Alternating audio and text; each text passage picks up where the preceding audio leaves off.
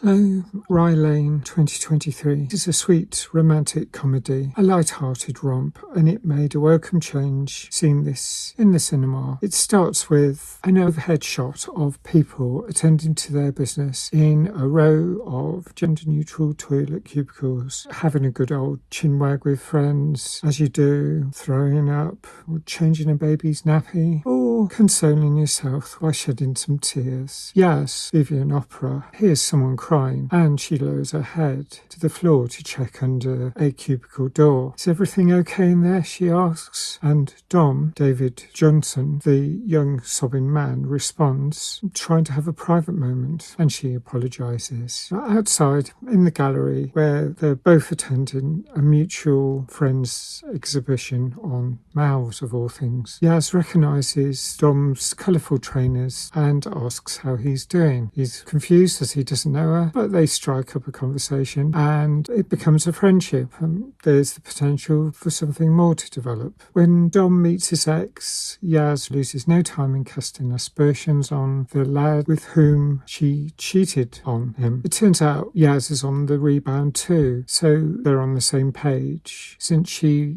left her favourite record at her ex's place, she ropes Dom in on a mission to recovering this sentimental artifact. The means by which they collect this spare key proves to be challenging, and in the process Dom is accused of some rather dodgy behaviour by the household. I just thought the characters were pretty funny. There's even Levi Roots as an uncle in this. The jokes were funny all the way through, and every now and then you really do need something lovable like this to cheer you up. I just thought it did the trick. I don't know Peckham that well. I know Brixton better. The film's set in that area. I lived in Tulse Hill once, many years ago. I stayed in Peckham once at a former colleague's house when I didn't have anywhere to live. So I know a little bit, but it's developed over the years. It's just a quirky South London film with a lot of quite original jokes, a good story. I loved the script. I thought the acting was great. It was an opportunity to forget about